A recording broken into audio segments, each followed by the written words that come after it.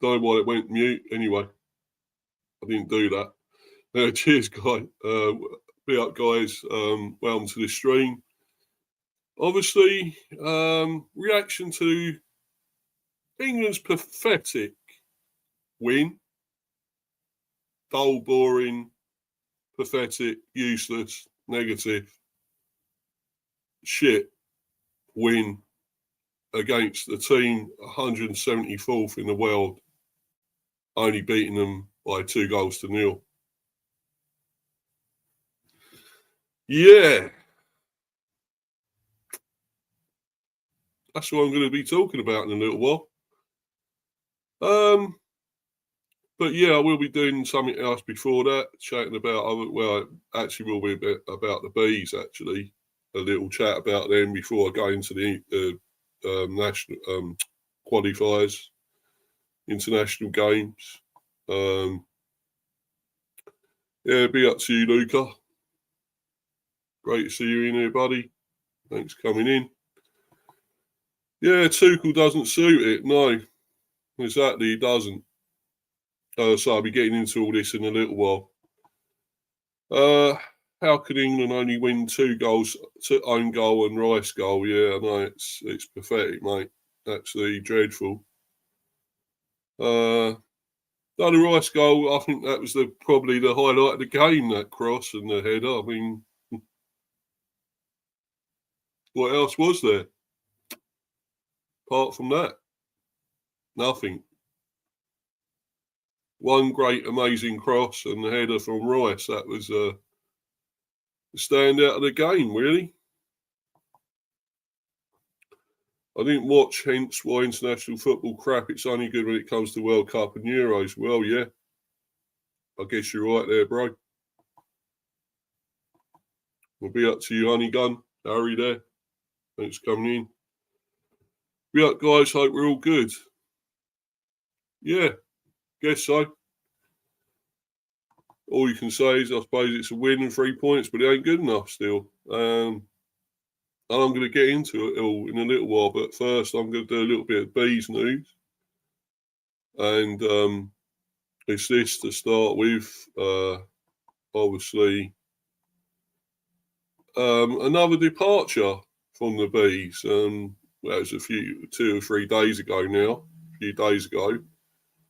But it's this guy who'd only just come here as our coach, Martin Drury. He's departed to Brentford, and he only came in, I think it was it August? July. Yeah. We only got him in July. This Martin Drury departs Brentford. Brentford's assistant first team coach, Martin Drury, has left the club. Director of football, Phil Giles, we thank Martin for his work. He has played an important role in setting us up for the season ahead. But he's only been here, 2 months, if that? It's pathetic. I don't get it. What is happening with our club, with my club here? I haven't got a fucking clue. Why is this guy all of a sudden gone? I don't get it. I only got him in July. Only came in July. He's gone already. What's going on? I really wish I knew. Yeah, Brentford assistant first team coach Martin Drury has left the club. Drury joined the Bees at the start of July 2025, having held the role of assistant coach at La Liga club Valencia. Prior to that, he also spent time coaching at Bradford City, Manchester United and West Bromwich Albion. Brentford director of football Phil Giles said, on behalf of everyone at Brentford, I would like to thank Martin for his work. He has played an important role in setting us up for the season ahead. We wish him all the best for his future career. But why has he gone? Where has he gone? There's nothing. Why has he suddenly left? Where has he gone now? It doesn't say. I'm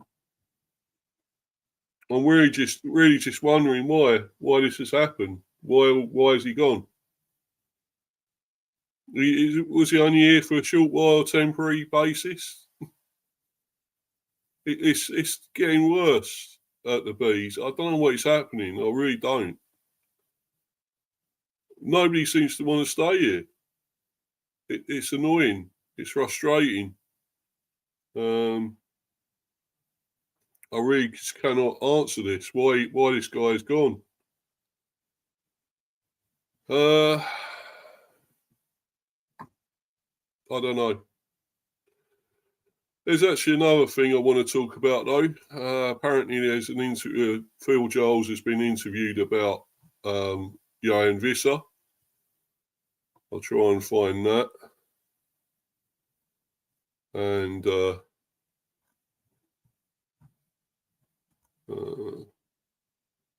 was supposed to have been an interview regarding Johan Visser.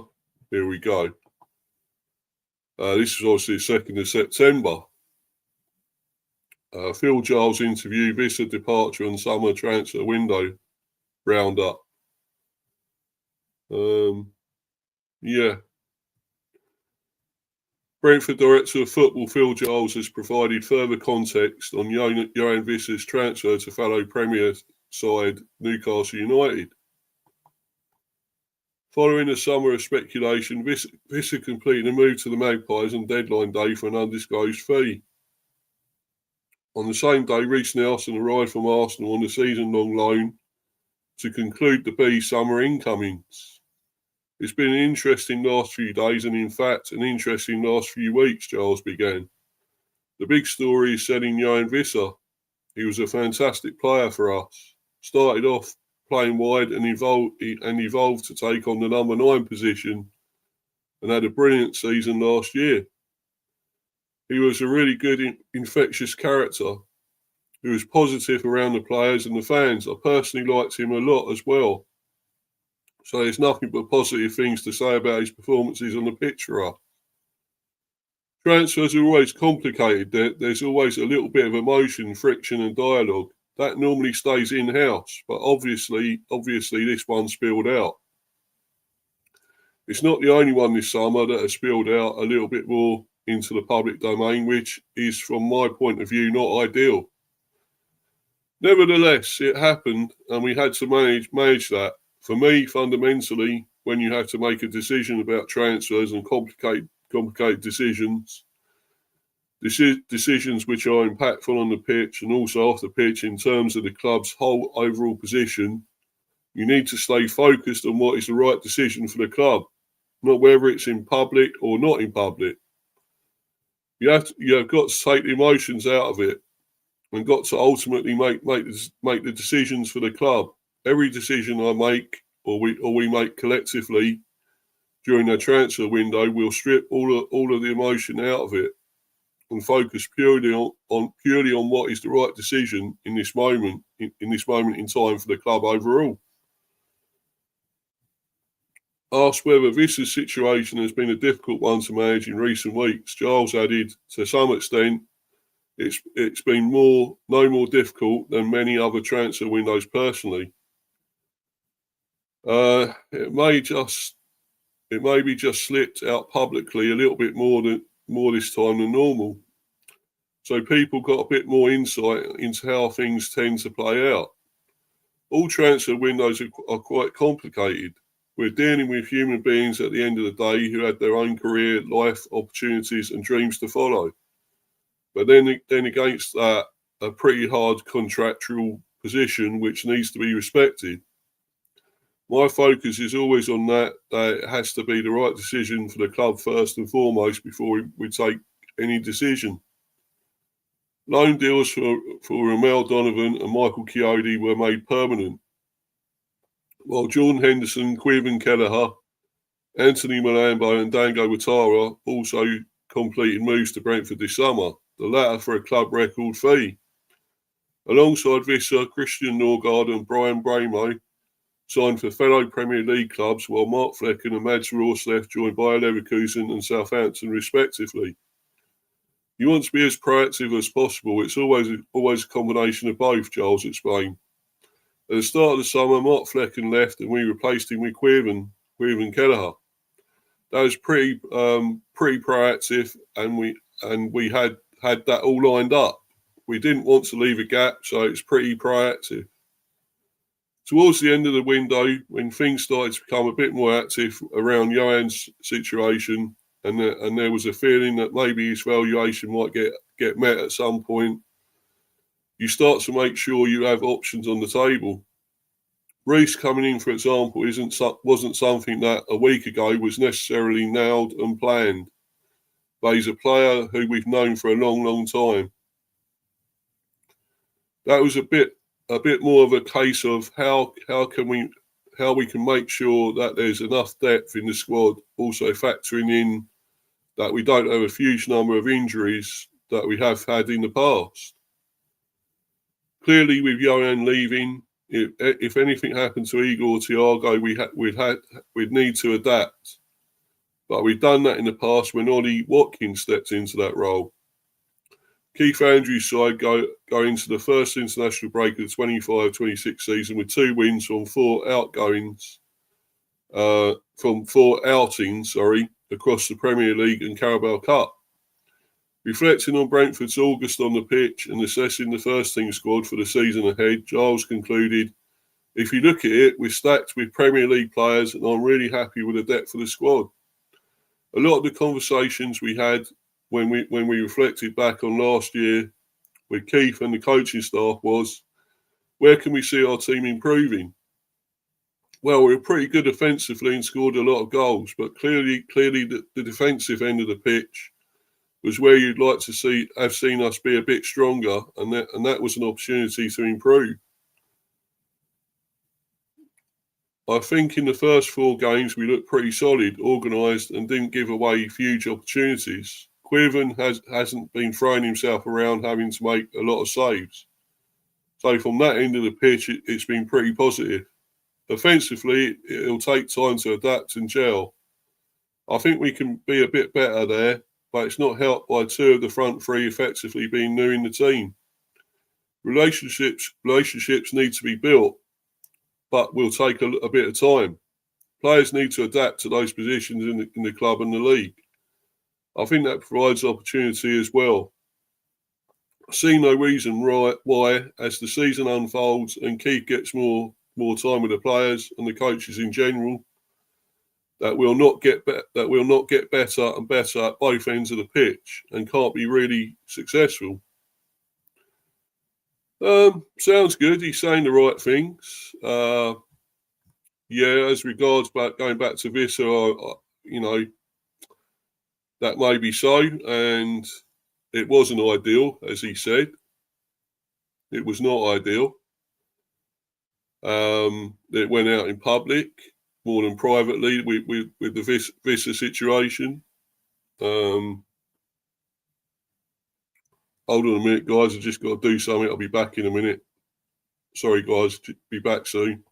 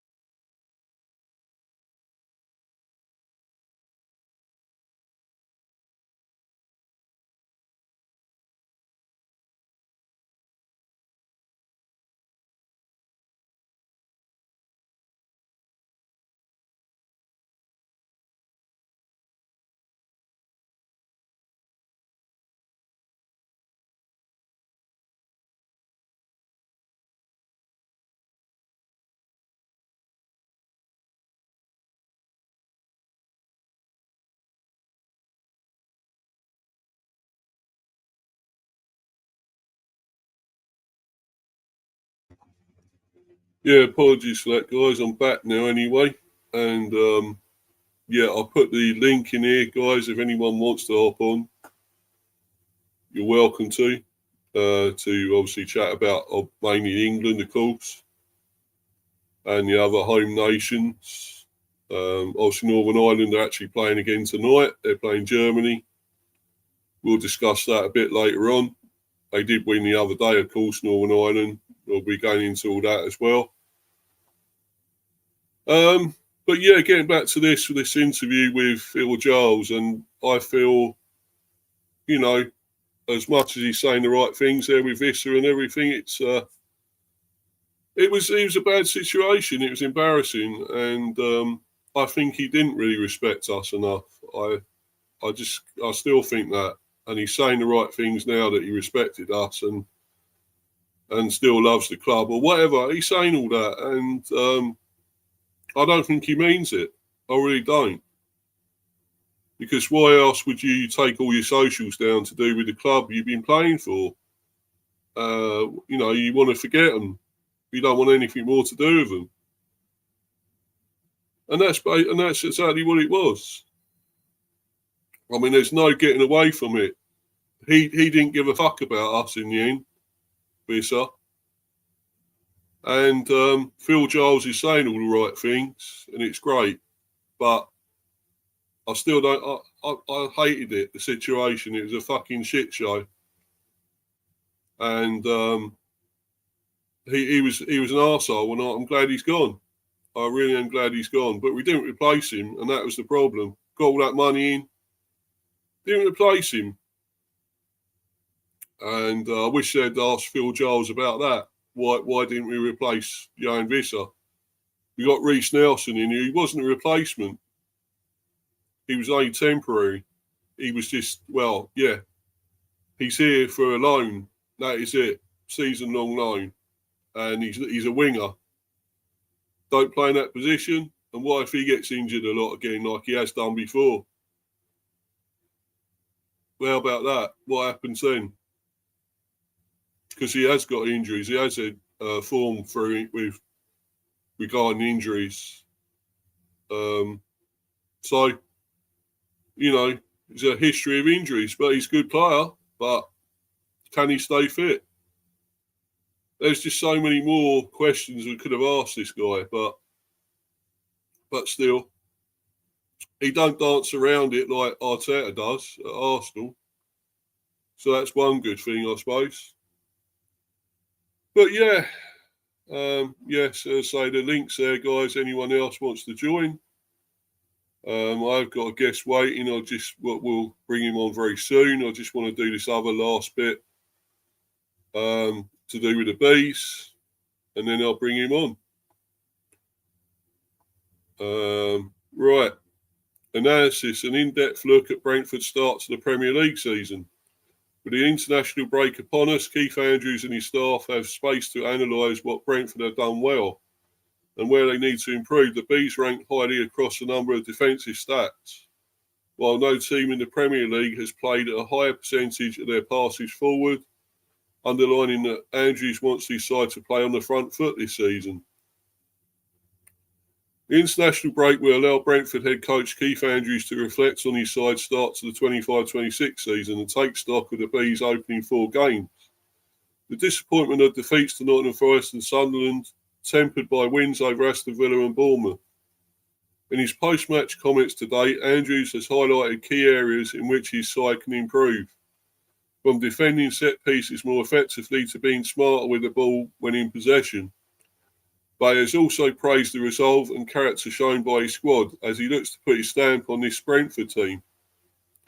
The resilience and determination on show during both the Premier League victory over Villa and Carabao Cup win over the Cherries provided compelling evidence that Brentford's players are fully behind their new head coach, and the Bees currently rank highly across a number of defensive stats in the top flight. Moreover, the fact that the Bees 40% have played a higher percentage of their passes forward than any other team in the division supports the theory that Andrews wants his side to play on the front foot. It's early days, and Brentford collectively and individually will look to kick on after the current break.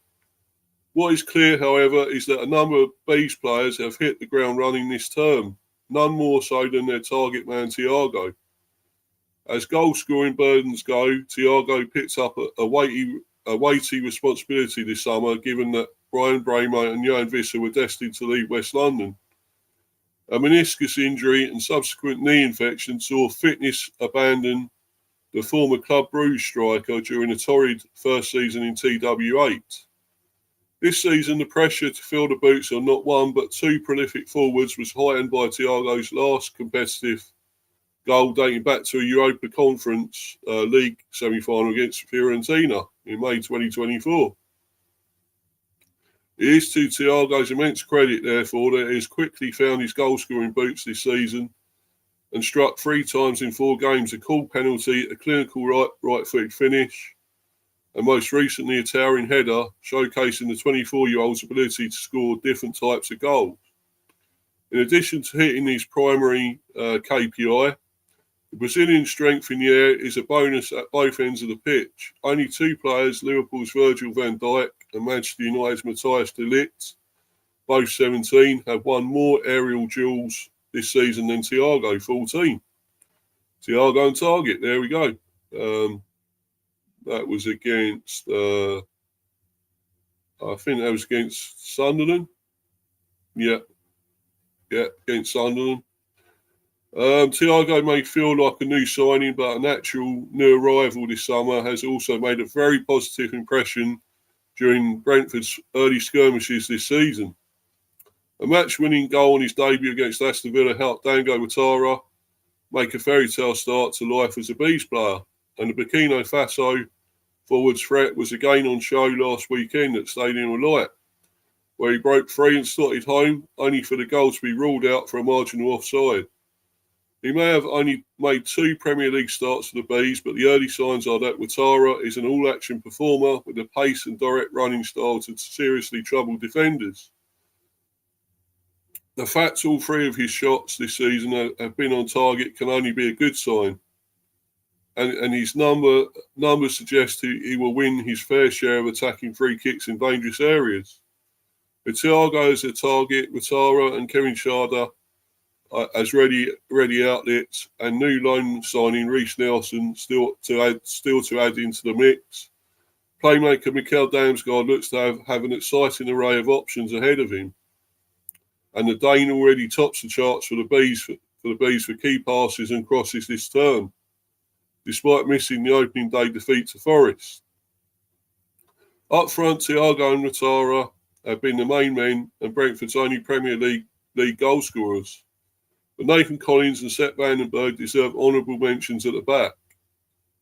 Collins took the armband from the outgoing Christian Norgard this summer, and the Irishman looks to be thriving with the added responsibility. One of the Premier League's top performing centre-backs across a range of stats last season, Collins was at the heart of the 2 outstanding defensive displays and back-to-back clean sheets against Villa and Bournemouth. Collins' 7.7 clearances per game and Vandenberg 9.7 are the key reason the Bees rank in the top 3 Premier League teams for clearances made this season. Alongside Liverpool and Bournemouth, and the latter also ranks in the top 10 players in the division for shots blocked and aerials won at this early stage. Fresh from a lovely assist against Sunderland last weekend, Frank Onyeka has forced his way into contention for a starting berth in Brentford's midfield. And Yihya Yarmouk has also illustrated his talents by winning possession for the Bees on 17 occasions already this season.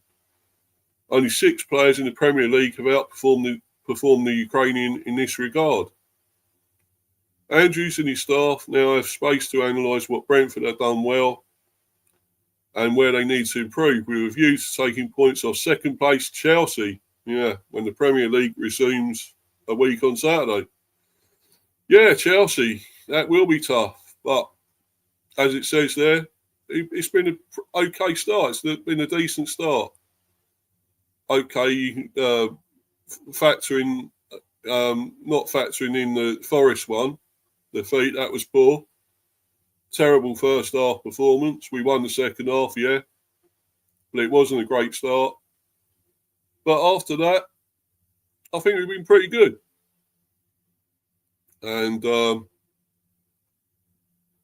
now, so I'm going to go on to the England games now and all that. So I'll move on to that. Obviously, I'll talk about this more when we come back to playing, which will be next Saturday against Chelsea. So talk about that more in the week. I'll do a preview for that game. Obviously, hopefully have a Chelsea fan on, a match preview for that. But here we go. And we're going to talk about this, England. They won, but have turgid England regressed under Tuchel? That's the big question. And I think, well, I would answer yes. They got worse, in fact. But I'm going to ask my guests, and one of them I'm going to add first is Warren. Be up to you, buddy. Hello, mate. How you doing? Yeah, I'm cool, mate. Can you Good. answer? They won, but have turgid England regressed under Tuchel, Warren? Yeah, they have. It's got worse. It Not has. just only the performances, Steve, but the personnel. Why is he picking all these established stars who failed in the past and are coming towards the end of their career? You know, he should be building a platform for the next guy to come in and pick up from, so that they can build on the work he's doing. Do you know, if it was down to me, I would have the start of the campaign when they're playing the team like this one. I would have said to Shearer, thanks for your service, but we need to look at someone else now. Because Harold is not Shearer, sorry, Harold is Kane. He's 30 something. I think he's 33, 4, something like that. Well, he's going to be 34, 35 come next summer then, isn't he? Yeah. So, do you know what I mean? Yeah, okay, he's a prolific goal scorer and whatnot. But, you know, at some point, he's got to blood these younger players to give them experience. What? He was dog shit, Kane, by the way, in this game. Absolutely fucking useless. Well, you know, I do wonder about whether these players are really trying that hard, Steve. Yeah. Do you know what I mean? And apart from the fact that the tactics obviously the same as what they were under Southgate. So yeah, it's not good, mate. I mean, they're 174th in the world, and England only managed to win 2-0. One of the goals being an own goal. Own goal, yeah. They had to score for us to fucking take the lead. That's how bad we were again. Yeah. Fucking useless. One awesome cross, magnificent cross. That was it. And a good goal. Headed goal from Rice. That's it to show from this game. Other than that, it was fucking load of shit. It was boring. It was dull, negative, clueless. They didn't know what they were doing. Slow, passing backwards, negative, sideways.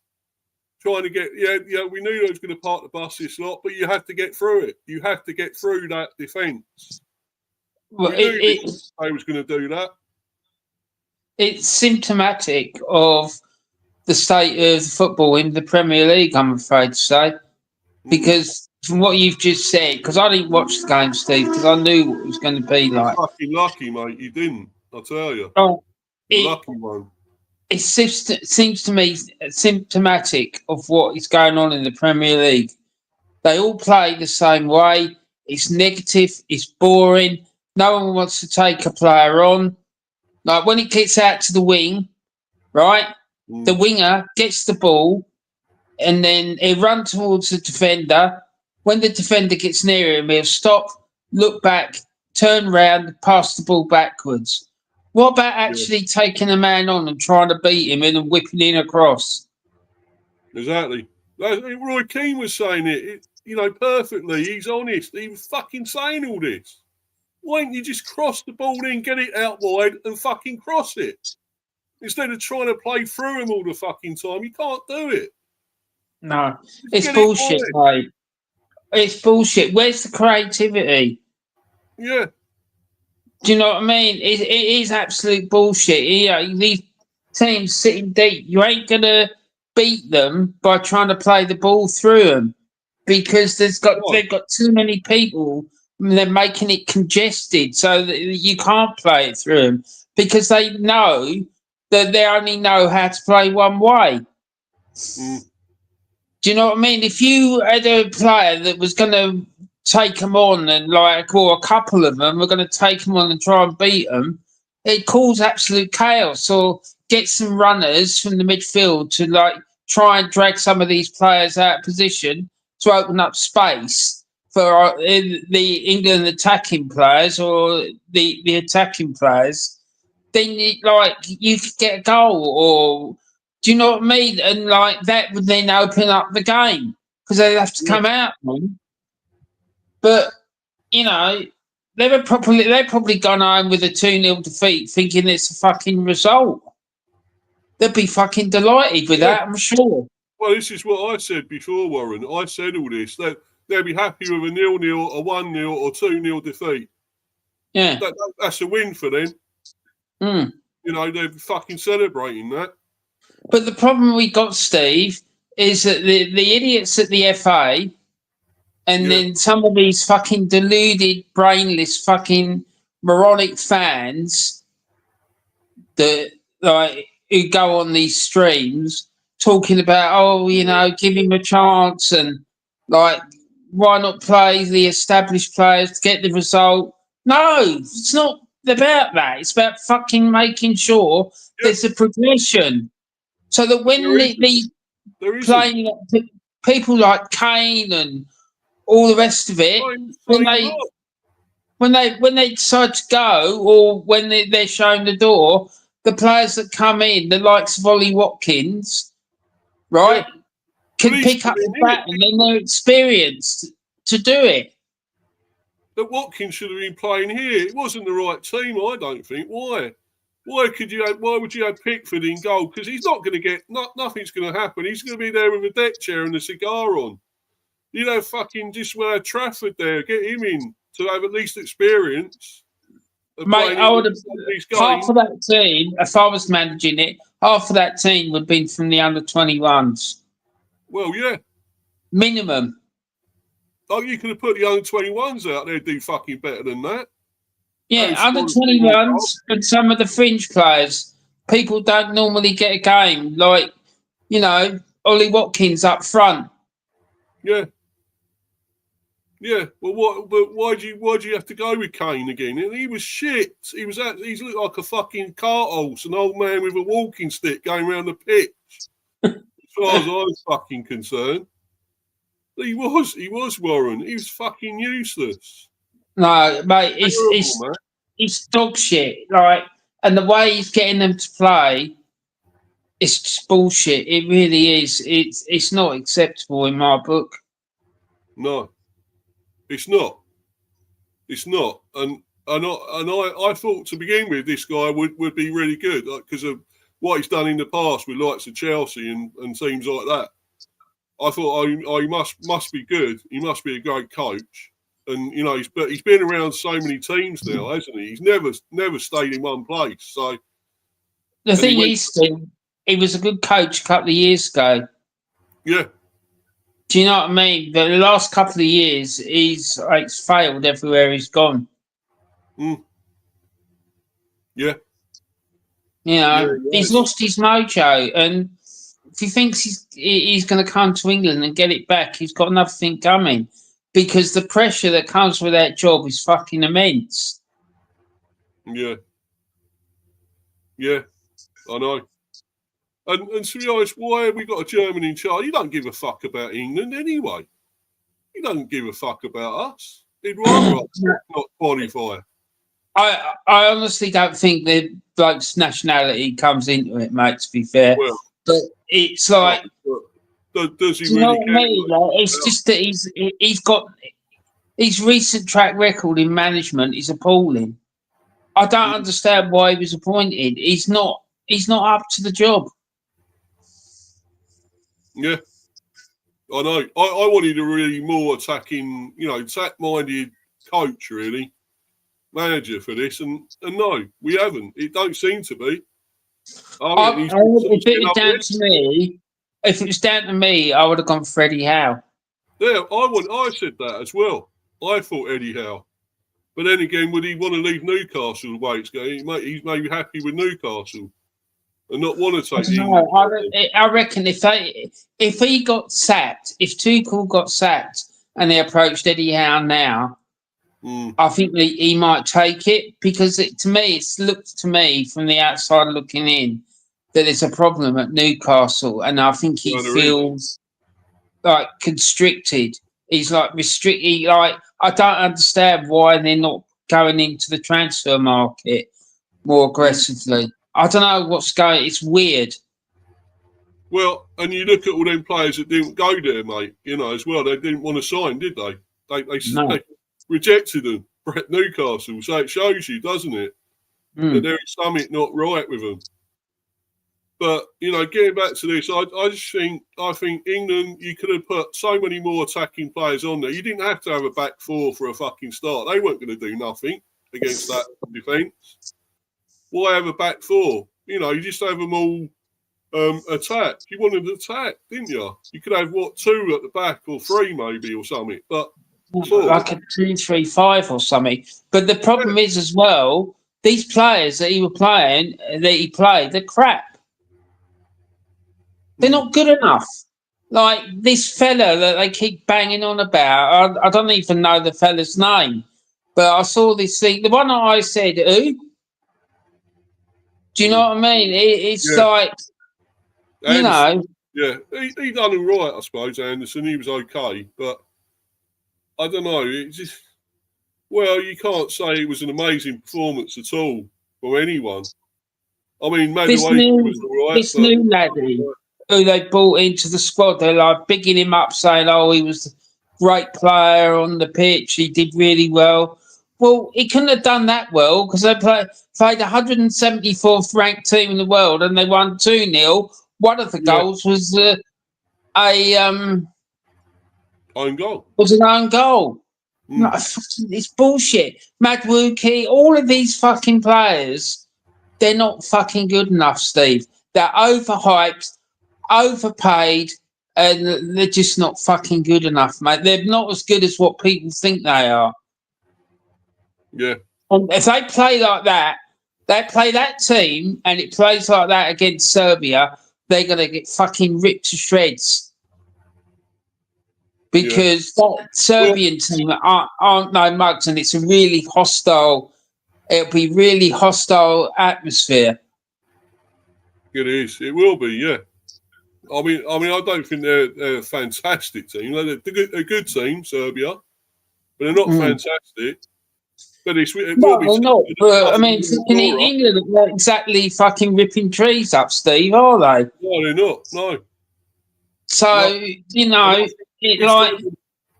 we struggled against them was it in the World Cup or whatever as well? 1-0 it was. 1-0, yeah. Bellingham, wasn't it? Got the only goal. Yeah. So, why wasn't he playing, Steve? He had a surgery on something on his shoulder or something or other. I know he had to have some sort of surgery.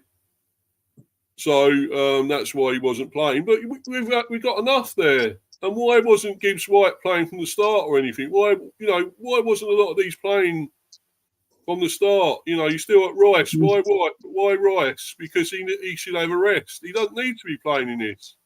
I'm telling you now, Steve, if he doesn't win this group, serious questions need to be out. I mean, to be honest, I wouldn't have given him the job in the first place, right? And he's lucky he's still in a job this weekend because that was fucking diabolical, and it's been diabolical for a while now. Do you know what I mean? So you know, it's for a country of the size and reputation that England has, he should be doing better than that. Do you know what I mean? And like Yeah. I just don't think he's the right man for the job. I don't think his recent track record it is good enough. I'm struggling to think of the last time we had a really fantastic performance in anything, in the tournament or whatever, when we've actually played really, really well, we're at our best against anyone. You know, and this team, you know, we should be wiping the floor with this sort of team, 174th in the world. We should be too good for this lot. And you know, smashing goals in left, right, and centre. There should have been at least a 5 or 6-0 or something like that in this game. 7-0. But no. Mate, the part of the problem is fucking Talk Sport. They were fucking hyping up the performance in this game like to a ridiculous level. Right? It was insane. Sorry, Warren. Manny, stop giving fucking excuses about how better he's doing better than Nagelsmann and whatever. That's got fuck all to do with it. I'm not accepting that. I'm sorry, Manny. It's not good enough. No, you're right, Steve. That's a ridiculous comment. Like Nagelsmann, what's Nagelsmann got to fucking do with it? Yeah, and he's the Germany manager. But so what? Like, what has his nationality got to do with it? Why isn't he comparing him to a fucking, I don't know, a Swedish manager or fucking the Spanish manager? It makes no fucking sense. Yeah. I'm sorry, that's ridiculous. Absolutely ridiculous. Yeah. It's making excuses. And why are we making excuses? We should be better than this. It should be better. You can't make excuses for what's going on. And this guy's got to step up, and he ain't stepping up. He's a fucking another German fucking Southgate, as far as I'm concerned. It is. 100%, mate. It's a fucking joke. It's a charade. Do you know what I mean? Oh, another thing, right? I'll show you this, right, Warren. Guess how much the tickets were for that match? Oh, God, don't. How much? Tell me. 85 quid for adults. What, for that shit? Yeah. I'll be fucking demanding my money back for that. Yeah, yeah. For seniors and students, whatever, £65. It's still a lot of money, isn't it? Either way. Yeah, it is. And you're watching a fucking lump of shit game like that you should be entertaining. And I felt sorry for those people there. I really felt sorry for those people. But why are they going to see it? Because they know what it's going to be. It's going to be the same shit every time. I would not fucking pay to go and watch England at all. I would not do it. No, it's dog shit, mate. Because the football, it's like watching fucking Arsenal. Yeah. Do you know what I mean? It's like, and a lot of teams are playing like this. Yeah. Cheers, do you know what I mean? Eat good meal, mate. Cheers. But yeah, I still think that's bollocks what he was saying there, coming out with. Sorry, yeah, but I don't know. He seems to like this fella for some reason. I don't understand quite what it is. Excuses for this manager, you cannot, can you? You cannot make excuses for him. No, well, his results are like, it's shocking, mate. Do you know what I mean? You're not going to tell me that there isn't like it. Look, let's put it like this: if you put Sean Dyche in charge of that team, he'd get more out of him than what this fucking idiot is. Yeah, probably. He'd do the Dyche ball, wouldn't he? We'd get Dyche ball. I don't know what that'd be, but it'd probably be a long ball or whatever, I guess. But that's not what exciting, no, Steve. That's sure. Yeah. It's going to be better than well, this. Big Sam, I'm telling you, if Big Sam would fucking get this team firing. Yeah. But that is fucking extortionate money to go and watch that shit like that. I'd ask my money back. I'd fucking get a refund. Yeah. I was going to that. But I wouldn't buy it in the first. I wouldn't go and see him in the first place. I'm fucking done with them, mate. I really am. Fucking If had he's not enough. careful, fans are going to start kicking off if they haven't already. Well, they done it. What was it? The last ones? Was it last year or whatever with the qualifying and that? They weren't happy where they were booing and stuff, weren't they? In one of the games or something. So it won't take much more. No, well, because the thing is, Steve, the fans that follow the England national team, they're like quite vociferous and they're not slow in coming forward with their opinions. Well, they were back in the day. I don't know whether it's like that now. Not some of these modern fans, the way they are. Yeah. Do you know what I mean? Like, they were.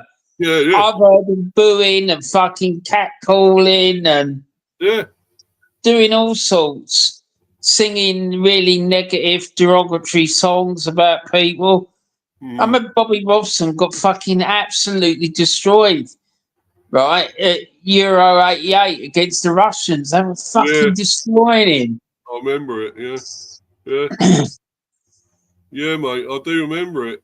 And, yeah, I'm unlucky. I felt sorry for Sir Bobby, I really did, because he was still a great manager. I think he's a really good manager. I think he was the best since South Ramsey, mate, if you ask me. He was superb, but he got us to he got us to the semis, didn't he? That was Italia 90 was when he got us to the semis. So we know what happened there, but unfortunately. But yeah, it's no, I thought he was a great manager, and it's terrible what happened to him, but then getting on at him. But yeah. And then I suppose you say we got Venables that got us to the semis as well, Euros. That's the best I think we've done since we've had, obviously, since 66, obviously. So getting to at least two, well, you suppose with Southgate, you would say semis and the final. Quarters, semis and the final, I should say, with Southgate. But then again, he still didn't get us over the line, did he? It still didn't happen. Because he was too negative. If Bobby Robson had had the team that Southgate had, he would have won that tournament. Yeah. In Venables, I think.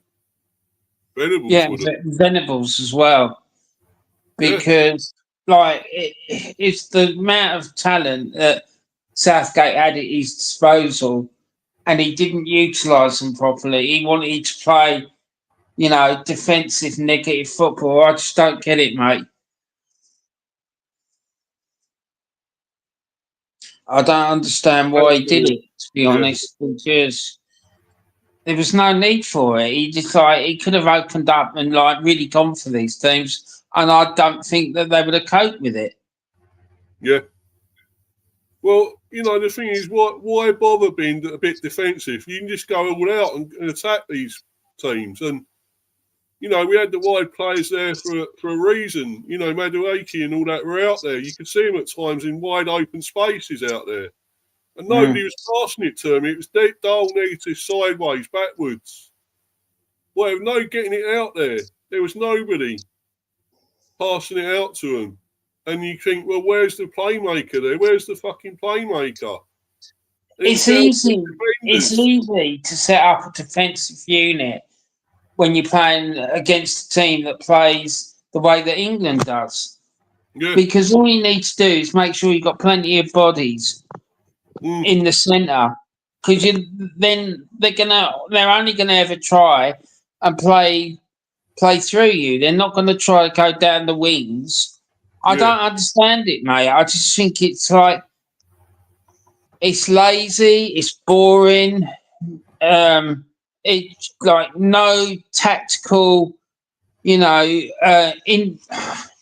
initiative or creativity about it at all. It's just bullshit, all of it. Yeah, it is. And I know a lot of them were kept saying, when they were interviewed and whatever, they were saying, oh, yeah, but the main thing is we got 3 points. We won the game. It isn't the fucking main thing. You've got to play well. You've got to entertain. You've got to score more goals than you did against that sort of team. Do not give these excuses about, oh, yeah, we got the 3 points. It's another 3 points. It's, we got this. It's getting their qualification. We're not seeing great football, though. It's shit. It's boring. I mean, it is true that they're another 3 points closer to qualifying, but at the end of the day, that's fucking quite low down the list of priorities. Yeah. Number one is that this is part of the entertainment business, right? And you're supposed to be entertaining these fans who have spent a lot of them have spent a fucking lot of money to go to that match, and they've travelled probably a lot of them halfway across the country to get there. So you've got responsibility to these people to put on a show. Exactly. Do you know what I mean? They let us fucking down, buddy. They're letting us down. Everyone well, down. They have let the influence down. It's like fucking... See, this is the sort of thing that would be happening if you had Steve Clark in control. Yeah. Because his tactics are even more defensive than what Tuchel's is. Yeah, mate. And I know you were happy with that 0-0 the other day, weren't you? I am. But do you know what I mean? It's no entertainment. But I thought it's just as bad watching England, even though we got 2 goals. We scored, you didn't. No. The thing is, I think if we keep playing this lot, I'd like to think that we would have fucking opened up a bit and had a go at them. I don't think he would change his approach no matter who they were playing. No. I reckon if they played San Marino at home, the same thing would have happened. And they'd be just the same, mate. They'd be fucking parking the bus. Of course they would. And, they're a bunch of, so-called no-hopers, but they did. I know they got some good result recently, and they was going to get, was it Nations League or something? They won a game, I believe. They won against somebody, didn't they? 1-0 or something. I think so. Or they scored against someone. Yeah. Yeah. And I think they, So, I guess you can say it's progress for them. But they're still not great, are they? They're still really part-timers or whatever. They've got other jobs. And you're not proper footballers. I mean, we go back to when they scored against us all that time ago. We beat them 7-1. But I remember them scoring, didn't we? Them scoring against us. That goal, what was it? I remember it, mate. I remember it well. I was sitting with a bunch of England fans and I was fucking struggling to not start laughing. Yeah. I think it was Stuart Pearce done a shit back pass, didn't he, or something? And they got the end of it and they scored. I remember that. It's painful seeing that. But of course we did beat and thrash them in the end. But for them to actually score against us, that was embarrassing. Let me ask you a question, Steve, right? Yeah. Do you think England would have played like that if Cloughie was in control of them? No, mate. No, I think they'd be much better than that. He would have sorted it out. He would have got them playing right. And, it's what he says goes as well. I don't know whether they're listening to this guy. Are they really, on the same wavelength as him? Do they want to know? Are they listening to him properly, this Tuchel? These players, are they, because you can tell if players are really playing for their manager when they go out there and they do the performances. If they show they're not interested, they don't want to know then. They're not bothered. Yeah. The same here. The thing is, I've had a suspicion for quite a number of years now that when these players from certain countries go to play for their countries, right, I'm not convinced that they're putting in 100% effort. Because the clubs are probably turning around to them and saying, look, go and represent your country, that's fine. But just you need to remember who pays your wages. Yeah, I know. Do you know what I mean? It's more club over country now, isn't it? Let's be honest. They have to release them if they get called. But the club can say to him, right, okay, fair enough. But you need to remember who pays your wages. So I don't want to see you getting injured. I don't want you overexerting yourself because we got a big game the Saturday after you come back. Do you know, I would not surprise if there's a conversation like that goes on. Particularly from someone like fucking Mikel Arteta. Oh, fucking prick. Yeah. No, but it's Well, true, Steve. It would not surprise me in the slightest. But this does not excuse that Tuchel's tactics and the way he's setting this team up. Because they're clearly not playing to try and break these teams down. He hasn't got a clue about how to do it. Because otherwise there would be more inventiveness and more creativity in that team, and there ain't any. No. How many shots did they have on target, Steve? I'll have to have a look, mate. I didn't really see. I'll try and get to the stats or something. Right. No, sorry, mate. I thought That's you might have known. No, not really. I don't think it was a lot. I just think it was. I don't know. Don't worry about it. Don't worry about it. I'll look it up while we're talking. But it's fucking shit, mate. It really is. Like, only winning 2-0 against that mob, and one of the goals was a fucking own goal. It's fucking terrible. Yeah. And look, Anderson got player of the match. Eh? Anderson got player of the match. Elliot Yeah, Anderson. that's what I'm talking about. Well, Yeah. what has he done to fucking justify getting a call up? Yeah, well, he plays Forest now, isn't he? He was at Newcastle. Why? Like, I don't get it, mate. I mean, why not pick some of these players from the under 21s? Give them some experience. I would have taken at least 6 or 7 players from that under 21 squad. Yeah. And played them in this game because you're not playing fucking France or Spain or Italy or Germany or someone like that. You're playing like a fucking team that's 174th ranked in the world. And that fucking Rashford, what was the point of him? Trashford, more like. Well, yeah, exactly. That's exactly the sort of player I'm talking about who should not be playing. I would just fucking say to you, like, thanks for your service, off you go. Like, your time's done. He's a fucking Barcelona. How's he playing for Barcelona? Huh? How the fuck is this guy playing for Barcelona? That's what I want to know. He's the biggest pile of shit I've ever seen. And he sort of like, he went off to be a goodwill ambassador or whatever, didn't he? He forgot about football. I think he's forgotten about it altogether by looking at him. He was fucking useless. And I just don't know why he's playing, mate. Why he's picking him. What the fuck is it about him? I just haven't got a clue. I'm so nonplussed on what this guy's trying to do. Picking the likes of fucking Henderson and that again as well. I just don't know. I just fucking, I ain't got a clue. This guy is puzzling me big time. So here we go, Steve, right? England had 11 shots, allegedly. 11. Yeah. 7 of them were on target. Yeah. Right? And of those 7, they only managed to get 1 goal.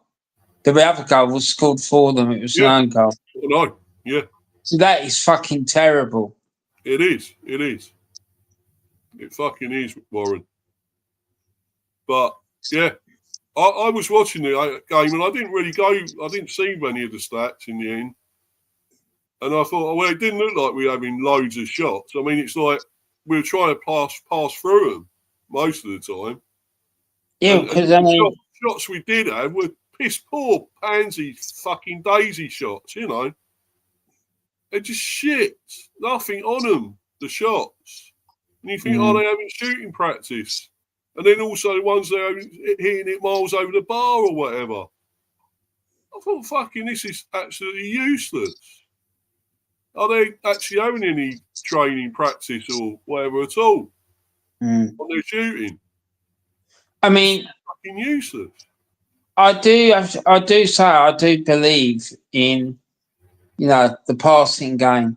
I really do. But, sometimes you have to mix it up a bit and like play purpose and play with at tempo, play at a high tempo, because like that's one way you can break these teams down, because they're not going to have the fitness levels that like a team that trains 7 days a week. Because I'm pretty sure, I don't know, but I would imagine that team that England played against are probably part timers, so they probably got other things. They're not training 7 days a week. Do you know what I mean? I suspect. I don't know, and I'm not trying to disrespect them, but I'm pretty sure that. Like San Marino, because like San Marino mainly made up. Yeah, I'm not sure they're that bad. But, the jobs. It's not far off it, mate. Though. Yeah. And like they will not be able to cope with that like intensity of play.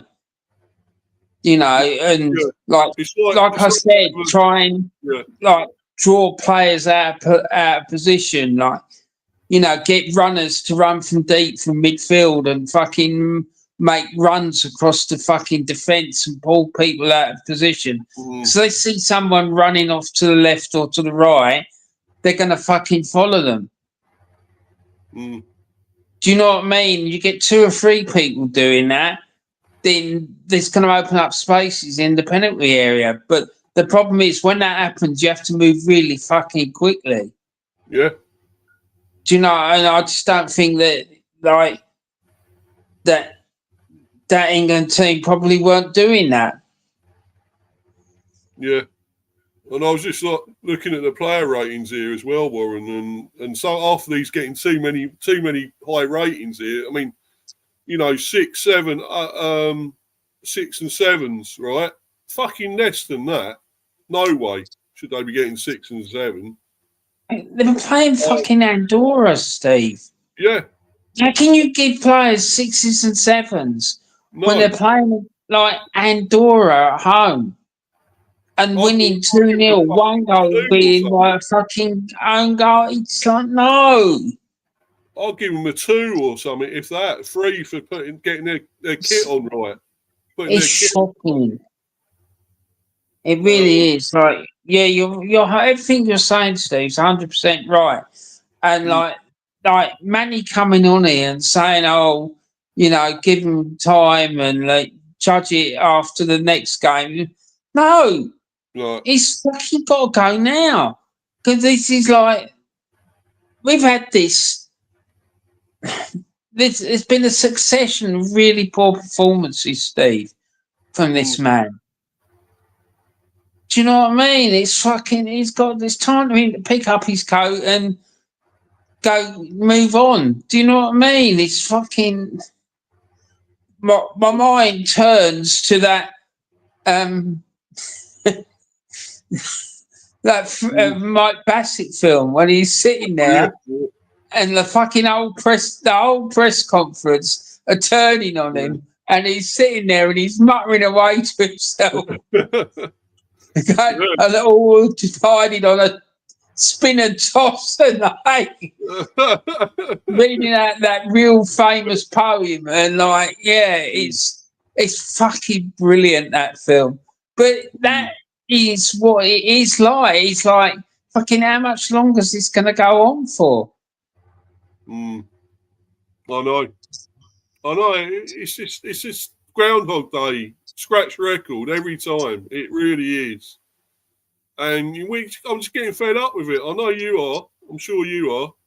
I know you're really with Scotland as well, mainly as well, rather than England. But, I'm fucking annoyed with it. I'm really annoyed that we cannot get, so all this talent we're supposed to have, and we still fucking struggle every time to beat these little teams. Whatever, man. What It's do you just, think's going to happen when they come up against a serious outfit playing like that?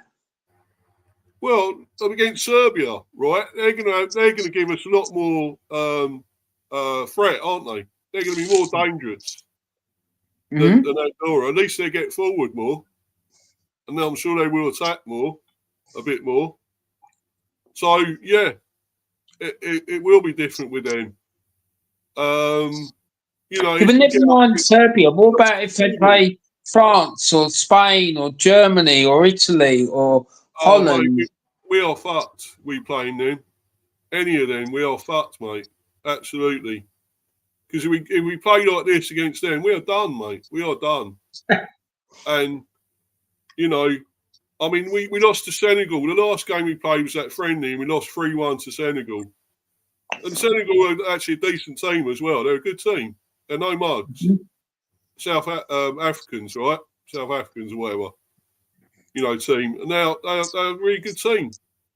But you know, when we got against them, we were done. You know, Carl Walker, that's why he was dropped after all, because he was found wanting at the back, wasn't he? For one of those crosses out of the wrong position or whatever, behind the player, and he scored.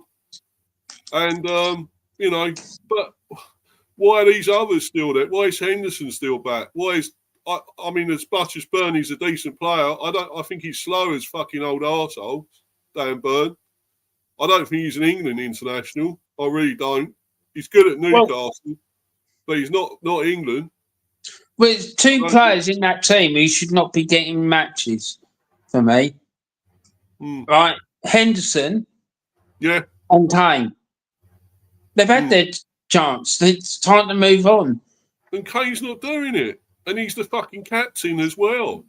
No. I don't get Would it. you make Rice the captain, for fuck's sake? Yeah. You might as well. He'd do more in the game probably than fucking Kane will. He just looks, he looked nothing, mate. And he's shooting. And whatever he was doing, he looked like an old man. And I thought, right, he's at fucking, Bayern. But that shows how much that is a fucking farmers league. If you ain't got Bayern and Borussia and whatever there, it's almost like a fucking nothing league, is it? The Bundesliga. You know, so how's he getting all the goals there? Because it's a farmers league. And it's Because he's playing in a team that like want to create things for him, mate. Yeah. I suppose he's got a lot of talent there around him, which helps. But yeah, I don't know, mate. This is just fucking getting from bad to worse with this, and it's, you know, I just hate to watch them now. I'm you know, dreading watching them, and it shouldn't be that way, should it? It should not be that way. You want to be able to see your home team play and be proud of them and show they got pride and want to play for the badge and want to play for the country. And it feels like they're going through the fucking motions half the time. Like, oh look, it's almost like a practice game or a friendly or something like that. And it's not. It's important, and you got to put a performance in for the people that are watching. Well, you know, it's not just a lot of them, there. people paid a lot of fucking money and travelled a long way to go and watch that shit. Do you know what I mean? Yeah, exactly, mate. It is. And for me, I wouldn't fucking do it. I ain't going to go and watch this shit, this team. No way. I'm fucking done with them. I would never go and watch this England team because they're just a fucking load of shit. Until I see anything, you know, performance, progressing, or anything, I won't go and watch them. If they start doing something and looking better, I would. And that's a long way off. I don't know when it's going to happen. I don't. It's not going to be under this manager. That's for fucking sure. And so now, what happens? We carry on with this guy, and he won't go, and get the same shit every fucking time. And, you know, I hate having to go through all this. It's fucking, you know, the same. Is he going to be the one that leads them at the World Cup, Steve? Sorry, mate. Sorry, Warren. What did you say? I said, is Tickle going to be leading them at the World Cup? No, I wouldn't have him there. I wouldn't have him leading them. No way. Because they ain't going to do nothing. You know, if they No, can't but find a way when to does his score contract end? well, no, isn't it before the World Cup or is it through the World? It might be at the end of after the World Cup, I think. So I think he's tasked with probably trying to get us to win it. I guess. No, that ain't fucking happening, is it? No. So, It's lucky they've got a fairly straightforward group, because otherwise he might even struggle to fucking qualify playing like that. Yeah, I know, mate. It's terrible, man. I don't know what the fuck we're going to do. Because we got Serbia next, and if we keep performing like that, well, I don't know. I just rather do anything else than watch fucking England right now, to be honest. And you know, at least they're winning the cricket today, mate. I suppose that's something, isn't it? That's a brilliant win today. Massive win. Didn't matter because we lost the But series. it's pointless, Steve. It's Sorry? pointless. The fucking series has been lost. Yeah. Do you know what I mean? I can guarantee you that South Africa went into that game thinking, don't matter. We've won this already. Yeah. So it don't matter what we do. Yeah. Do you know what I mean? Yeah, I'm still here, Warren. Yeah, carry on, mate. It's all right.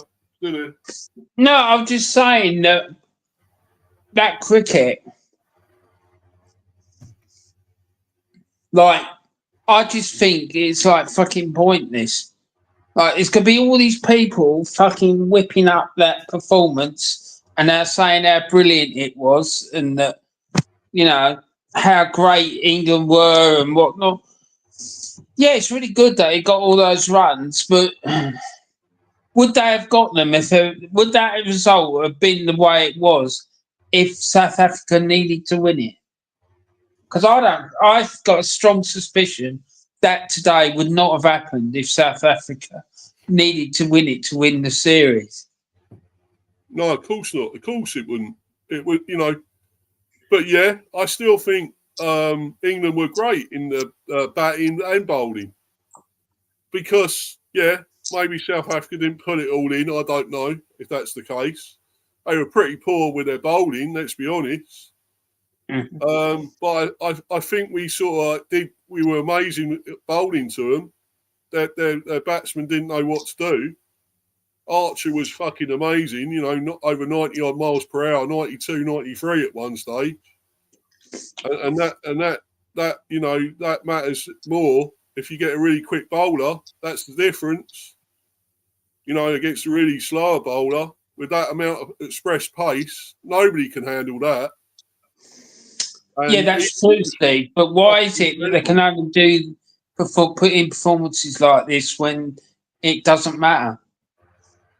I don't know, mate. I ain't got a clue. I just don't know, Warren. It's just, well, as you For say, me, though, it is all to do with the coaching, isn't it? It's the staff. Yeah, it's to do with the coaching and the mentality. Yeah. Yeah. Until we get like KP and Varney in and all that, you know, it's not going to change. It's not going to change. Do you know, you need to get like players involved, like ex-players involved with the fucking coaching and fucking running of the sport. Who've fucking been there and done it. The likes of Vaughan, the likes of fucking Peterson, the likes of Beefy, like all these sorts of people. Peterson, all of them. Fucking get them in. I don't understand why they don't want to do it. And like, it's probably because they know they're not going to be able to tell them, fucking, you need to do this, you need to do that. Do you know what I mean? They're a bunch of clowns, Steve.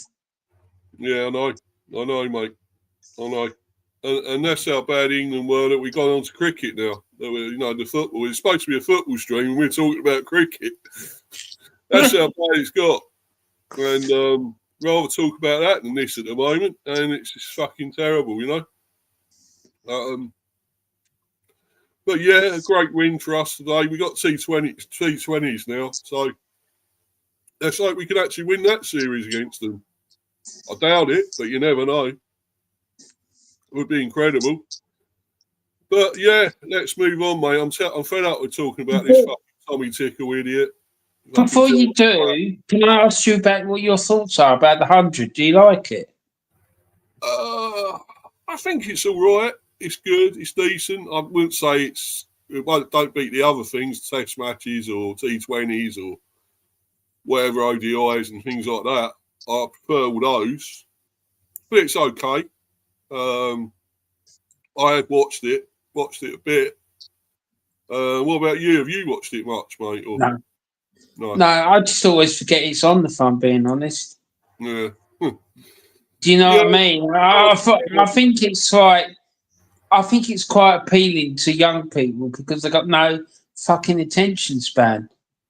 No, You know what I mean? Yeah. Half of these young people have got the attention span of a fucking goldfish. That's why. Yeah. It's true. It is true. You're right, man. 100% right. I've got the attention span of fucking goldfish. If something ain't happened within a couple of minutes, they're fucking switching off or I just think they want to be entertained. I get that. You want to be entertained. It's quick and all that. It's it's 100 balls. That's it. And T20, I think it's entertaining. That's really entertaining game.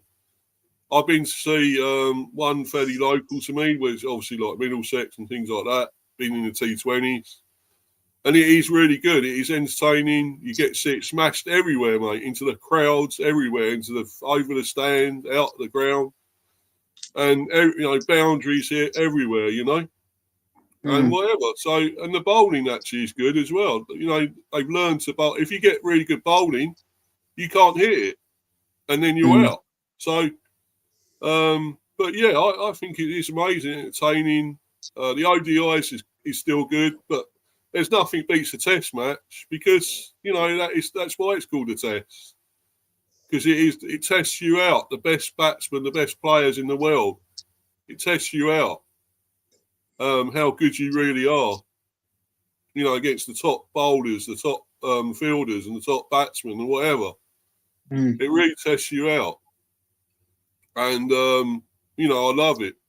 A lot of people say it's boring, tedious. I don't give a fuck. I love it, mate. I do. Well, that's all that matters, mate. As long as you enjoy it, like fucking don't give a shit about what anyone else thinks, mate. Yeah. Yeah, I know, man. And I think a lot of them rather they just talk about the teas, how good the teas are. Eating the teas and the drinking the tea and stuff, cakes and whatever else, It's like when my dad used to play, I used to go and watch him, right, and it had a massive spread on the table, sandwiches, cakes, teas, coffees, whatever. Cucumber sandwiches, Steve. Giblets, pork pies and everything, Yeah. It was, I loved it all, I just went there and stuffed myself, rather than watch the fucking cricket, But no, mate, anyway, let's move on, really, because I'm fed up with talking about all this shit with England. And I'm going to go into the other teams, really. Let's have a chat about them. They done well. And go on to Wales. Good win for them. 1-0. Yeah, mate, I'm shocked about that because Kazakhstan, it's not an easy place to go and play football. Right? No. For a start, the altitude. Number 2, the heat. And number 3, the fucking distance away it is. And I really don't understand why it is that they're being allowed to play in UEFA competitions or European World Cup qualifying because it's in Asia. 80% of the country is in fucking Asia. Yeah, that's right, yeah. So, I don't know. I think this is a decent win. And, on the shit, I hate those artificial fucking pitches because that's what it was, an artificial pitch. They were There you playing. go. I hate those, man. Oh, shit. Well, fucking don't come to Scotland, Steve, because there's fucking loads of them up here. There is, honestly, like, they've had to ban them because, like, it's a good money-making thing for clubs. It is, and that is, like, the good side of it. Like, they can hire them out and make money out of it and whatnot. So, yeah. But my argument is, well, fucking have another bit of land and use that then for the plastic pitch. Yeah, exactly. Yeah. Yeah. Do you know what I mean? But yeah, they done fucking wells to get that victory. And Yeah, Craig Bellamy's doing a fantastic job. He has, yeah. He's done brilliant there. I mean, Kiefer Moore, I can't say he's a magnificent player. I don't think he's that special, great, but he got the goal there. And I know he's scoring at Wrexham and stuff at the moment. He's doing well there. But I don't think he's that superb a player. But he scored and he got the important goal.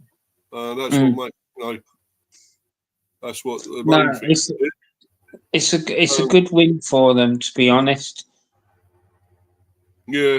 I think they're playing, is it tomorrow or Tuesday? Something like that. I know they're playing the next one. Because there is a game tonight, in fact. It's Northern Ireland and Germany. Yeah. And I think they're playing now, actually. Yeah, I think they are. I'm going to have a look at that, mate. See what the score is there, I think. 1-0 Germany. Oh, dear. 1-0 down, Northern Ireland already. Ex-Arsenal player. Guess who it is, Warren? What makes it Ozil, is it? No. Striker. Little guy. Oh, Gnabry. Gnabry, yeah. He's fucking quality, though, mate. Yeah. Yeah, he is. And he scored there in the 7th minute. So, bit hard there for Northern Ireland to come back, but they might. It's only 1-0. Be good if they could get something out of that. Won't be easy. They got Peacock Farrell in goal, Hume, McNair, Toll, Bradley, Galbraith, Charles McCann, Devaney, Reid and Price starting tonight. Yeah, they got Saville on the bench, ex-Brentford. He's on the bench. Is that? George Saville, ex-Brentford. He was Brentford. Yeah, went on to play for Millwall and other teams. He's been around a few teams, I think. I think he might be at Birmingham now. I'm not totally sure. But yeah, and the Germans, let's see who they got there. Rudiger and all that. Koch. Oh, that's a good name for him, isn't it? Koch. Anton. Kimmich. Verts is playing as well. Gnabry, Voltameda, who's at Newcastle now. They got Collins. How they got Collins playing for Germany? I don't get that. Fuck knows. The fucking I Collins. honestly don't know, mate. But Wales, right? They're playing Canada on Tuesday That's at home. friendly, yeah. Friendly, isn't it? Yeah. Yeah. So that'd be interesting. Yeah. Canada are a decent team, They're a good team, And that Jonathan David. Well, one of their best players is going to be out for a few months. Alistair Johnson, he's Celtic right back, and he got injured recently, so he's going to be out for about 3 months. So, well, there was this obviously Northern Ireland. They won 3-1 against Luxembourg. mm-hmm. So if they do get something against Germany, well, it'll be a good start for them. They got 3 points obviously at the moment. So it's a good start for them anyway, at least, no matter what they do against Germany, I suppose. But you said obviously Luxembourg were a better team, improving team. Well, they are. I mean, they managed to score against Northern Ireland there, by looks of it. Yeah, this young Devaney got the third guy, the one at Palace, isn't he? Plays for Palace. This Devaney. So he scored the third one. They also had a player sent off Luxembourg as well. Mm-hmm. I watched the game. I watched most of these games, to be honest. I thought Northern Ireland were pretty decent. I mean, I don't think Luxembourg were amazing. I mean, they're decent, but they're not incredible. It's more of a test run tonight, obviously, against Germany, Northern Ireland. But, it's good to start with a win. Whoever you're playing, you still got to beat what's in front of you, haven't you? So, Well, yeah. Yeah, so I thought it was a good win for them, Northern Ireland. Yeah. It remains to be seen what they do tonight. If they can come back and get an equaliser, get a 1-1 or something, I'll be amazed. It's Germany, but you never know. They lost their first game, didn't they? So they lost to Slovakia, I think it was, 2-0. Yeah. So that's a bit of a shock. Yeah. So, yeah, they've got Northern Ireland, they've got Slovakia, Luxembourg, and Germany in that group.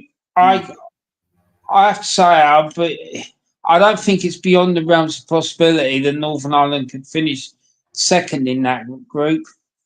Yeah. Well, they got 3 points already, so just if they lose tonight, I suppose they'll have obviously Luxembourg and all that to play again, and of course Slovakia. Slovakia could be a tough one for them. Who did you say the other one was? They got Germany, Luxembourg, Slovakia. Is that it? Isn't it? It's Slovakia, Luxembourg, and Germany. There's only 4 teams in that group. Yeah. Slovakia could be tough. I would say the other one would be tough, but they probably could beat Luxembourg in. They could get something against Slovakia as well. So I think so. I think they could get something out of both of the games against Slovakia and finish above them in the group. Yeah. Be good to see them do well. I remember. Do you remember in '82 when they played in the? Was it? Yeah, I do. Yeah. I do remember, and I remember it in '86 as well because they got 2 successive finals, didn't they? Yeah, I remember that guy. Was it a guy Armstrong in that? Yeah, he scored the goal against Spain. Yeah. I always remember that, man. They had a good team then. They had fairly good. They won the first round group, didn't they? They had Spain were hosts, and they beat them 1-0 in Madrid, and I think they ended up winning the first round group. Yeah. I always remember it. I remember them playing, and very good team. And what was it recently? They went in. So was it a World Cup or whatever they qualified? It was the Euros, I think. Euros. In 2012. Yeah. Well, I think they didn't get through, did they? Did they get through? No. No, not at the group stage. No. But yeah, it was. They're improving. I think they're getting better again. I mean, obviously, I've made up a lot of players at a lower league. Obviously, mainly some 1 or 2 in the Premier. Obviously, there's Devaney, of course, but yeah, I mean, they got a decent team there and could do well. Let's move on to your game, Warren. Denmark and Scotland. Yeah, I thought we did really well in that game. Denmark are a very good side, and they've had a good run of performances at home, and I don't think they've lost for a long time at home. And if we'd had a world-class striker, we would have beaten them. Yeah. Definitely, because when Shay Adams went into the penalty area and took that defender with him, and Lyndon Dykes was in the centre unmarked, he fucking crossed the ball, he got to him, and he just fucking divvied over it, and that Danish defender got it back and took it off him. If he'd hit it first time, I reckon he was scored. Yeah, I agree. I was watching that, and I was For me, Scotland's best man, Scotland's man of the match was Aaron Hickey. Yeah, he done pretty well. I must admit, he did play pretty well. Mate, he was fucking superb. The way he was bombing up and down that right hand side was really impressive. Yeah, I just don't want him injured again, though. You know, because we want him to go back, man. You know, I don't think he'd get injured. Yeah. He looked like he was enjoying it. He looked like fucking full of energy, and do you know what I mean? So I think it was good for the Bees because he's going to come back, Steve, with a load of confidence. Yeah. Do you know what I mean? Yeah, I think so. But I just hope he plays a lot more, gets fitter. I'm sure he will. You know, he's been out for, 2 years or something nearly? Is it 2 years? Or something like that. He's been out a very long time. Like that for the Bees, mate, I think he's going to be a major threat down that right-hand side. Mm. Yeah. He was crossing balls in and he was defending well. And they just didn't look like they had a clue about how to break us down. I thought Damsgaard was fucking innocuous. I think I must admit, he didn't have the best of games, I don't think. Really. I think I heard his name mentioned once. Do you know, and he's supposed to be the creative spark of that team. Yeah. But actually, he's been great for us the start of this season as well. So you must have done a number on him, mate, to be honest. I just think Steve Clarke, he fucking organised that team superbly. Yet again, but I just wish we could find a fucking top quality striker from somewhere, because if we had a top quality striker in that team, I think we'd be a fucking handful for anyone. I really do. But we haven't got one, mate. So we have to get the goals from midfield. Yeah. Do you know what I mean? And I don't want to see fucking John McGinn playing out on the flank again. He's a central player. Do you know what I mean? So, he played.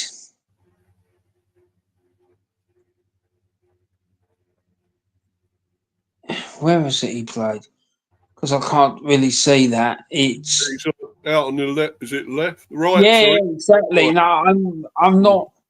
I'm not up for that. I want to see him in the centre with. Yeah.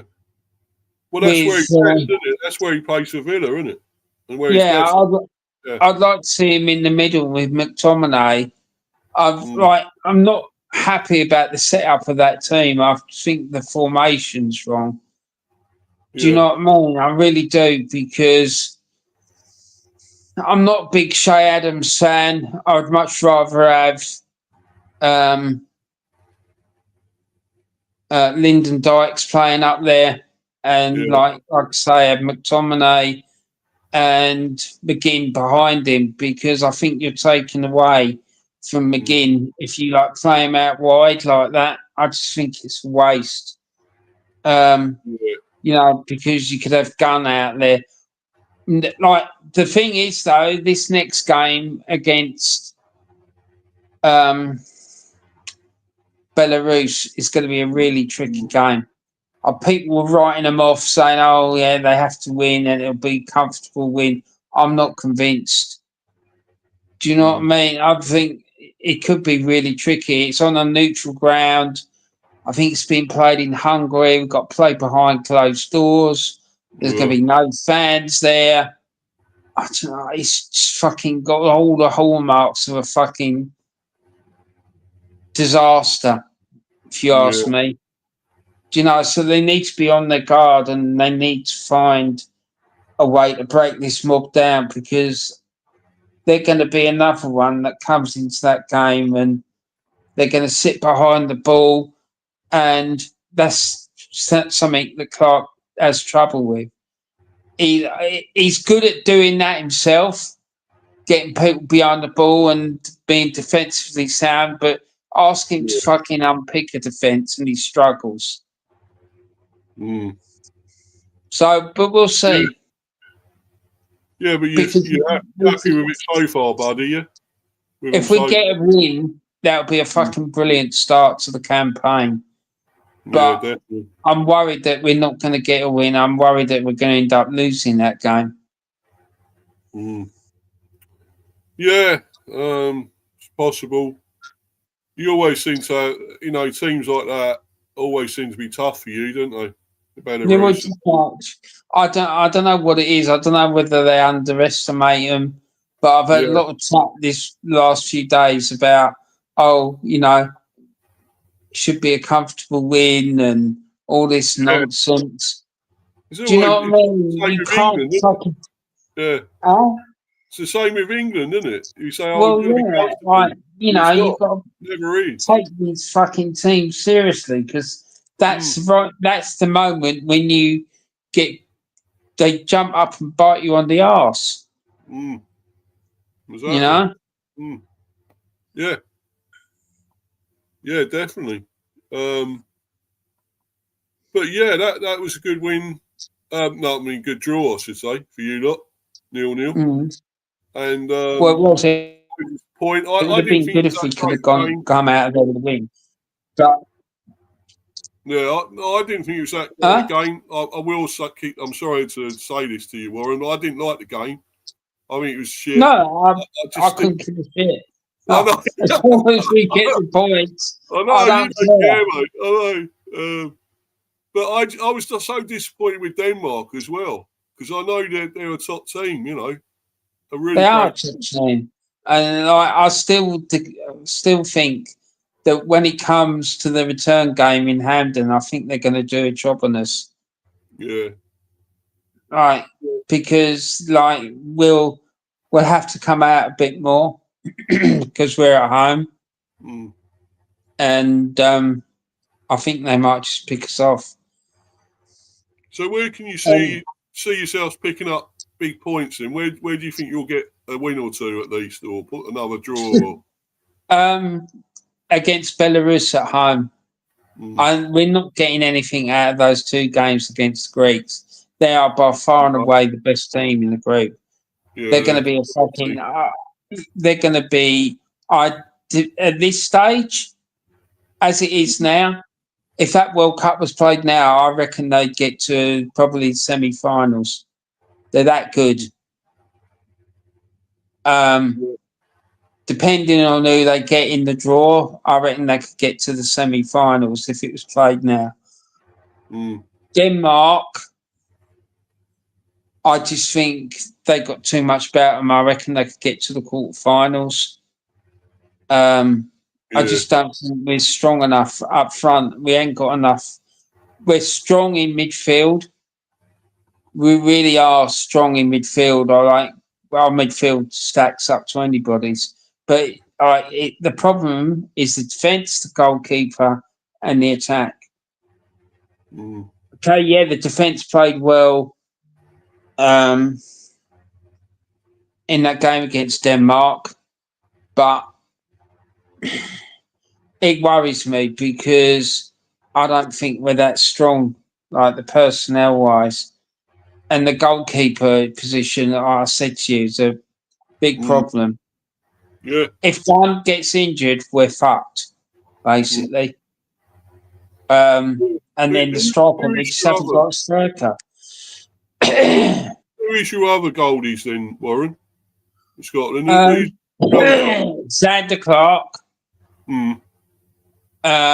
Who's not playing regularly. Yeah. A guy at Rangers by the name of Liam Kelly, he's not playing regular. He's behind Jack Rutland. Yeah. Are you still at Gordon there, by the way? Is Gordon still I think he's still injured, mate. Oh, right. So yeah, it's a bit of a tricky one, to be honest. So we just got to keep our fingers crossed that Gunn stays clear of injuries, because if he doesn't, we're up shit street without a paddle, mate. Yeah, definitely. But I mean, you got that young Gannon Doak. I think he'll be a great player. I just know he's got. I think he will as well, and I want to see him unleashed in the game against Belarus. I want to see him start in the game. Because when he come on, he was only been on the pitch a minute and he fucking nearly scored. So, Yeah. He's we're good. going to talk about the Republic, Steve. Oh, yeah. Moving on to that. Yeah. Here we go. And that 1-2 against Hungary. Yeah. That was a good game. Really good game. Yeah. I didn't think they was going to get it. I think they was going to lose that at one stage, Republic of Ireland. But come back well. Adamida. Of course, is he Celtic, wasn't he? He was Celtic. Adamida. Yeah. Was he Celtic? Yeah. Thought so. Yeah, he went on transfer deadline day to Swansea. Yeah, that's it. Yeah. I remember. He was good at Celtic, wasn't he? I thought he done well. Huh? Adamida. He done well at Celtic, didn't he, Adamida? Fairly, yeah. The last year or so, he's not really done it. But he did score a lot of goals. And got a few assists while he was there. Yeah, and the thing is with him is that I think his best role in the team is as a target man because he's quite big and strong. But obviously, Evan Ferguson is the main man in that team. Yeah, and he scored, didn't he? He scored in this one. So, he was good again. I thought it was really good. I mean, he's off at, I think he's at Roma, isn't he, on loan? Yeah, he is. Yeah. They had a player sent off as well, Hungary, and they were, I think it was the guy that scored, wasn't it? Got one of their goals, Salai. Yeah. Scored. He was sent off. So maybe that helped Republic of Ireland in a way. That gave them a chance to come back. They scored in injury time, 93rd minute, so with the equaliser. But very good for them. A good start. It's a point. And they've got obviously tougher games to come, I suppose. Let's have a look at their group there. Table. And there we go. Portugal, of course. Ronaldo scored twice, didn't he? Against Armenia. They had a beat, was it 5-0, I think? They won. So, yeah, that's going to be the real tough one. But, if they can pick up more points against Hungary and Armenia, you never know. I mean, they could get second. The thing is, I think Ireland's got hope that Ronaldo plays because I just think, he holds them back now. Do you know what I mean? It's just too much of a fucking circus with him. It is. It's like he manages the team and he captains the team. He orders them about and tells them what to do. I'm Ronaldo. Look at me. I'm Ronaldo. I'm the boss. Yeah. No, it shouldn't be about one man. It shouldn't be about him. It's got to be about the whole team. He's not the fucking coach, and he needs to understand it. As great a player as he was, and I guess he still is pretty good. 40, is he 41 or 2 or something now? And he's something like that. Mm-hmm. But, he's still good. He's still a good player, and he was an amazing player. Fantastic player. But, you're not the only one there. There's other players there. There's other players in your team. You're not the only one that does everything, Think about your team. I don't think he's a real team player. I don't. I don't think he is. And I think, he's getting to the stage now where he needs to hang up his boots at international football and just concentrate on his club football. Well, yeah. Northern Ireland have equalised, by the way, Warren. Oh, well, that's very good. Yeah, Price has scored. I don't know him, but I know he's equalised. Price for them. If they manage to pull that off, that'd be a fantastic result. Yeah, it certainly would be. Don't they can get a point there now, or even a win. Get the 3 points. Fucking hell, if they won, then fucking hell. Belfast Win would be fucking destroyed. The fucking Yeah, pubs would be in all sorts of trouble, mate. Yeah, the old Irish will be out on the lash, mate. Yeah, they will be. You know? But yeah, that's incredible if they do get something. Yeah. Yeah, they could easily get may even win the group. Could you see them winning that group now? Well, could. Who's they got in their group, Steve? Well, they've got obviously Germany, Luxembourg, and Slovakia. Well, there's no reason why they couldn't. No. Do you know what I mean? Because if they can get something out of Germany, they can definitely do the same to Slovakia or better. Yeah. Yeah, why not? I'd like to see it. I'd love to see it if they can do that. But no, I'd just like to see all of them fucking qualify, mate. Yeah. That's what I would see. Yeah, when was the last time we had them all in it? In a tournament? I can't remember. Jesus, long time ago, mate. Yeah, long time ago. No, probably. Don't know. Well, we haven't been to one since '98, so it's the last century. That's for sure. I remember that when you had like some McCoist and all that, didn't you? And McAnally and whatever. Jim Leighton, fucking injury and all that. Yeah, all that. So yeah, mate, it's looking interesting. That's for sure. Yeah, but yeah, we'll see what happens. I might try. I'm sure that game's on somewhere. I've got to try and look for that. That Northern Ireland game. I'm sure it's on somewhere. It's probably on the. You might be able to see it on the iPlayer. Just have a look because it's probably on BBC Ulster. They've been on YouTube as well. Some games before, but I don't know. Yeah, I don't think they're doing that anymore. I think that was just for. Yeah, it's on BBC One Northern Ireland and the BBC iPlayer. So if you go to the BBC iPlayer, you'll be able to watch it. Yeah, I'm going to get that on there, mate. I think definitely going to watch that. That looks like a good game now at 1-1. Yeah, I think I'm going to as well, mate. So yeah, I think, mate, we're going to. I'll call this short now and move on and call it. But it's been a good stream. I've enjoyed it. I've actually had to get the rant out and talk about fucking England again, how shit they are under this fucking German waddy that we got. It's just fucking useless. And I just had to say about it. I was so annoyed. Well, I don't blame you, mate, because it's a fucking shit show. Like it's getting worse. That's the thing. You'd have thought it would start to get better, but it's not.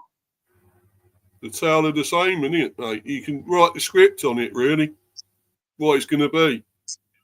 It's that bad. Well, it's not. It doesn't help when you get these likes of Manny coming on here talking absolute fucking nonsense. Yeah, it's like it's almost standing up for him and trying to defend him. And I thought, well, hold on, it's shit. Can you not see what's going on with it? You got blinkers on or something? I don't understand what it is, mate. Do you know? I just don't get it. I just think it's fucking bit immature, to be honest. But still, I mean, we can see what's going on, can't we, mate?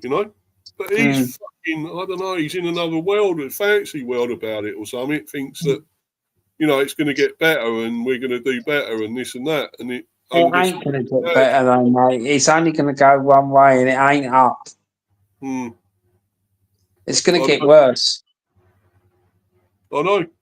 And it made you wonder who was the higher ranking team out of them, didn't it? Because you think Andorra 174, we just well be that because we were just that shit. Well, Pathetic. it says a lot when you have to beat a team that's ranked 174th in the world with an own goal and a goal Yeah, that's like scored deep into the fucking second half yeah. with I with mean, a header. you had likes of what's it, Lee Dixon there saying, "Oh, the floodgates are going to open." I thought, what? Yeah. Oh, yeah. Right. It's all marketing and fucking PR, mate. That's Yeah. fucking talk sport, that is. That's what I'm talking about. That fucking radio station is a fucking cancer. Yeah. It is. It's a fucking cancer because they're funded by these fucking football clubs and the English Football Association to whip up this fucking bullshit to the nth degree. And I'm fucking sick of hearing it, mate. It's like my mate. I don't know if you saw that stream I did earlier with my mate when he was going on about the Emperor's new clothes. Yeah, I was in the live chat for a bit as well, wasn't I? So yeah, I was. Yeah. I did But watch it. Yeah. right at the end, he was fucking really going to town. I didn't see it all, by the way. I will watch it all, mate. I managed to get. I was watching the cricket, obviously, as well. So I didn't get to see it all, but I'll watch it back. Because it's fucking. It is fucking brilliant, and he goes at the end. He's saying about modern football, and he's saying it's fucking Emperor's new clothes. Look how wonderful it is. But he's going, but there's fucking nothing to see. It's true though, mate. It's bullshit. It's all fucking crap. Yeah. He sounds really good. He certainly knows his stuff, doesn't he? About football. Yeah, he does. It's fucking class, mate. I've had some interesting discussions with him down the years about football. He played 15 years as a referee as well. Oh, right. Oh, yeah. Was he He talked a little bit about that as well, but we're going to talk about it in more detail in a future one, because I think there's going to be more than a couple more shows, mate. To be honest. Yeah, I'll be looking forward to the next ones, mate. I'm definitely going to watch all of that. I'm going to check that one out again because I only saw some of it. So yeah, because he's like fucking forthright about this stuff as what I am. He just like he fucking hates it, all this VAR and everything.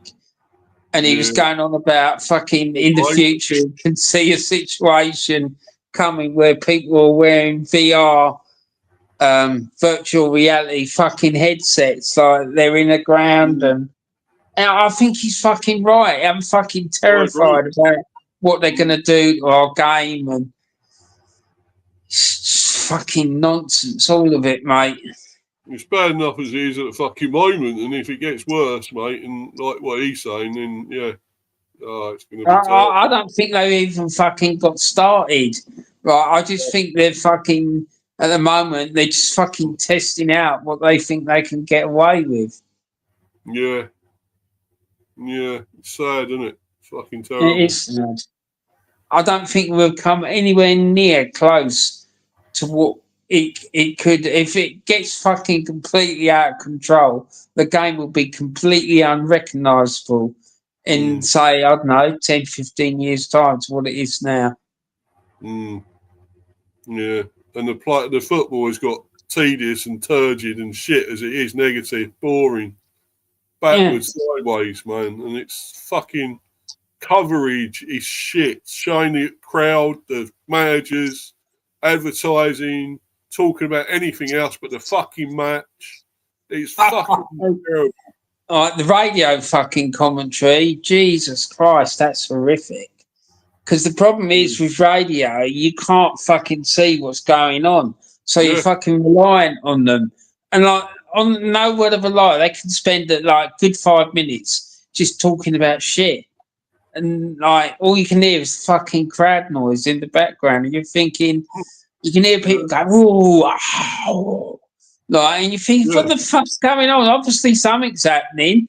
And listen to the crowd. And like, they're just fucking talking about fucking King Charles and who he's having at fucking Buckingham Palace next week, and fucking like fuck's he got to You do know, with football? what I need to know about this for, and who's going to win the US presidential election, and fuck's sake, man. It's fucking stupid. I don't get it. Why are they just, like, you know, more intent on doing that rather than talking about the game? Because that's what you're there to watch. You're not there to listen to talk about what they're fucking going on about with other subjects. I just think they're fucking bored, mate. And they're bored, and they know that they're fucking out of their depth, and that they're not capable of commentating properly. I mean, fucking. Can you imagine what it'd be like if Alan Green was fucking doing the commentary? Yeah. Oh, he's brilliant, wasn't he? He was Yeah, amazing. he wouldn't fucking have all this fucking nonsense, mate. He'd be calling it out. He would. But unfortunately, we ain't got people like that anymore.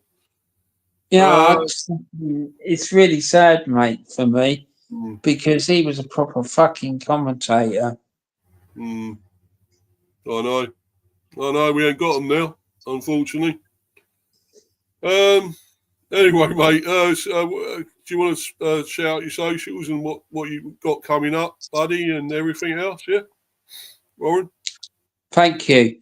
So, yeah, Steve, thanks for having me on, mate. I really enjoyed it. And, you know, listening to you fucking ranting is always, always good. It is, yeah. But I do agree with you, mate. It's a fucking shit show, all of it. So, yeah, you can find me on Warren's Team Talk on the YouTube channel. You can find me on Instagram and also Blue Sky and on X and also Threads. I uploaded a chat I had with one of my mates who's a massive Norwich fan. He's been a Norwich supporter for well over 50 years now.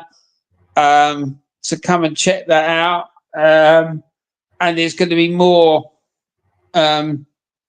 from this gentleman in the coming weeks. So make sure you check him out.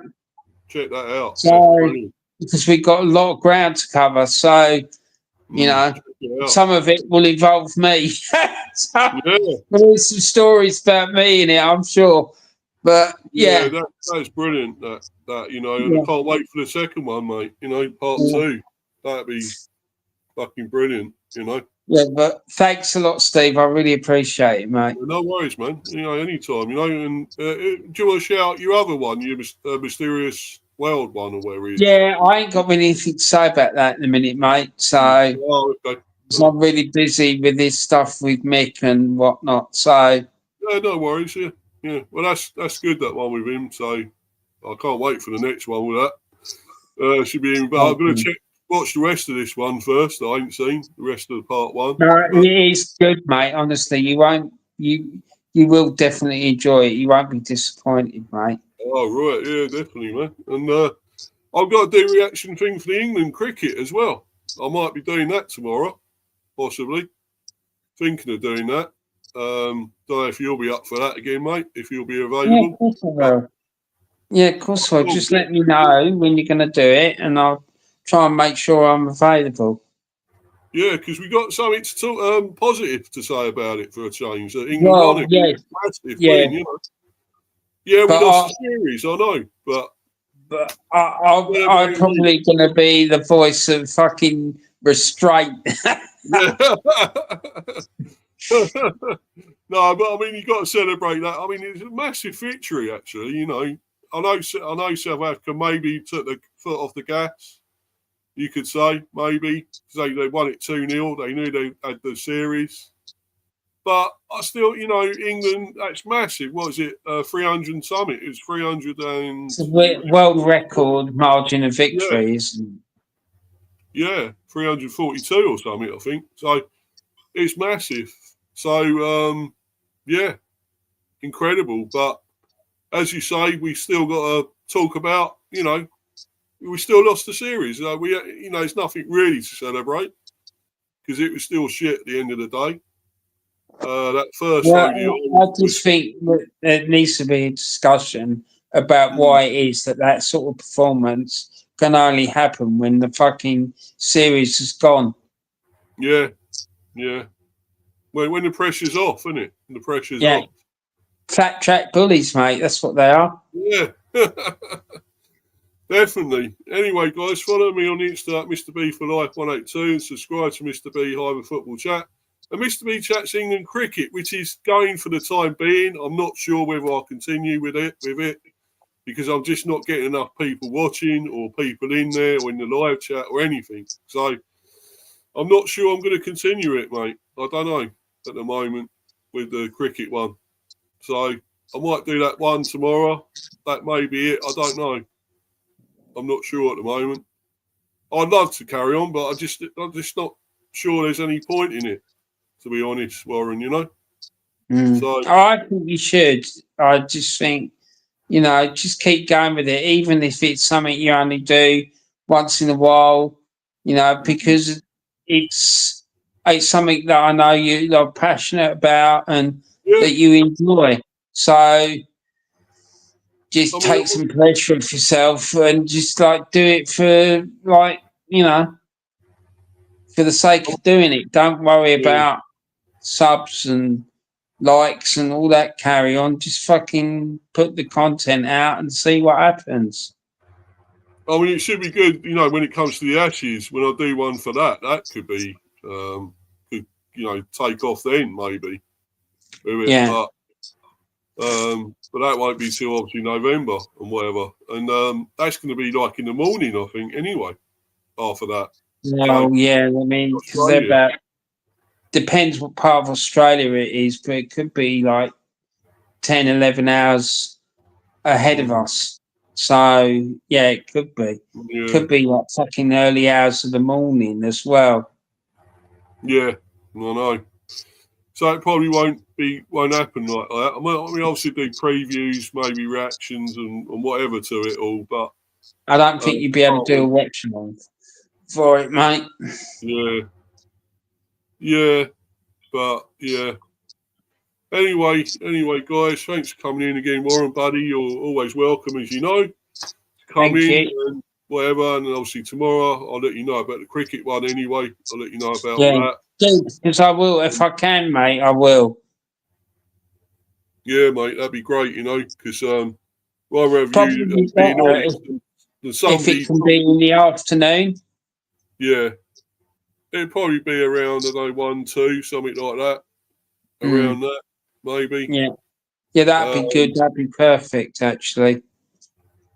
Yeah, well, have you on and somebody keeps fucking making excuses and saying, oh, they're going to do this and that, they'll be better next time, and this shit, fucking load of shit. We want to we've got to be honest and tell the truth, straightforward. It's just it needs to be called out, mate, because it's a continuation of a poor fucking run. I mean, it's been like this.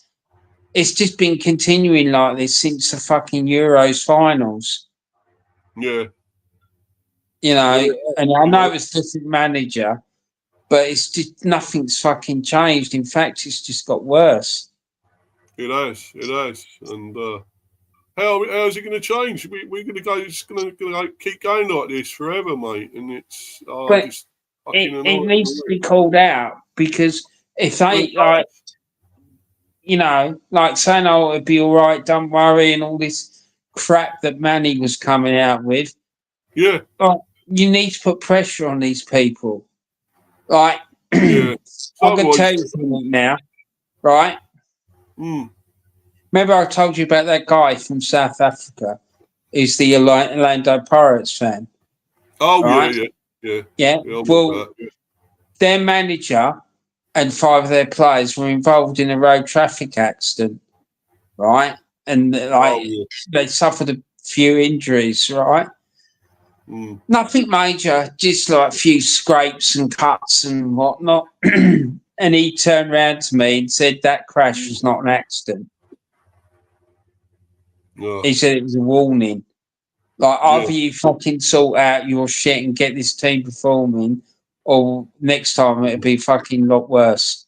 Do you know what I mean? Yeah. I'm not advocating that people fucking start attacking the players or start physically assaulting the manager, but injury. What I'm saying is he needs to be thankful that he's not like managing a team where it's a lot more volatile like it is there.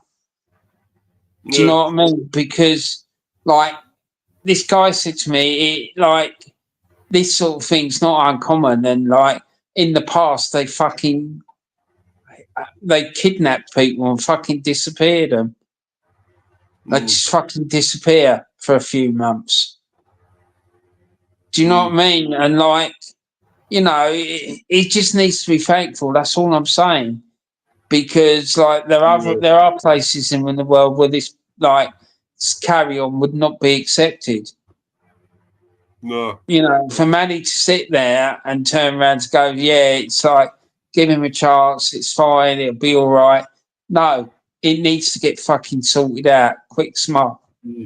Like there's an array of attacking talent that man has got at his fingertips, and he's not able to utilise it or get them fucking banging. I just find it embarrassing. Do you know? And it's a theme with him, this manager. Like he hasn't done it for a good couple of years now. So it's no shock to me that it's not working out with the England team.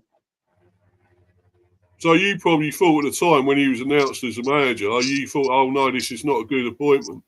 No, I don't think it was a good appointment because he hasn't done it at club level for a good few years now. I just think he's fucking washed up, mate. I pretty much agree. I think he's finished, I think he's done. And soon he's out as manager, got sacked. But I don't think he will be. That's the problem. They're just going to go with him, aren't they, now? That's it. They said, oh, we got him here now. We brought him in. We signed him up. You know, we can't do it now. We can't let him go. Well, the thing is, mate, it can't get much. It could, if they brought someone else in, it's not like it's going to get worse before it gets better. Because how can it get any worse? Do you know what I mean? Like, you're struggling to beat a fucking team ranked 174th in the world. How can it get worse than that? I mean, as you say, somebody like Eddie Howe would be amazing, I think, as manager. Or who else? Would you have another foreign manager? Would you have someone like Antonio Riola or something? Or? Like, their nationality doesn't bother me at all. Like, the problem is it needs to be someone with a big personality because I don't know whether if they brought in. Would you have like Pep or something like that? Yeah, or fucking there was talk about Arsene Wenger coming in. I don't think that would be a good move because he's been out of the game for a long time. There was talk about Jose Mourinho as well, but I don't think the fans would take to his tactics because he certainly wouldn't be a yes man, though, would he? He wouldn't be a yes man, Warren. So no, he wouldn't. But I don't think the FA would appoint someone like that. No, unfortunately not.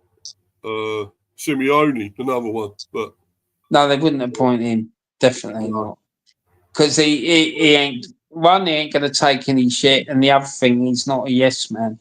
They want a yes man, and for me, the best one that fits the bill would be Eddie Howe, because I think he's more likely to toe the line. Do you know what I mean? But having said that, I don't know. Something's not right at Newcastle. I don't know what it is, but something's not right. No, definitely. Anyway, Warren, we've got to go, man, and I want to see this the Northern Ireland game. Obviously, I don't know see what the score is now. Actually, I'm going to go and watch that. But it's still half time. Is it still half time? I think it is. No, it would have started by now, wouldn't it? Second half. You'd probably. No, it's saying it's still half time, but yeah, got to go and watch that and get something to eat as well, I think. So, as I say, we'll be back tomorrow, hopefully, with a cricket stream. Hopefully, a reaction. Well, by doing reaction to the Serbia game, which will be Tuesday. Won't do a watch along for that. Fuck that. I ain't doing a watch along for that shit.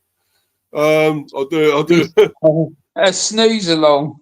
Yeah, a snooze fest. Yeah, along. But no, it might be Wednesday reaction, and then I've got the preview for the Chelsea game on Saturday for the B. So looking to get. I've got a few Chelsea fans in mind. I've got obviously Hanno, he's a Chelsea fan, and one or two others. So I should be able to get one of them on for that. So yeah. Anyway, guys, thanks for watching. Everyone in the live chat, on playback or live or whatever. And thanks to you again, Warren. And thanks to everyone else. Cheers, guys. I'm out of here. I'm bouncing. Cheers, guys. Thanks, everyone. Steve.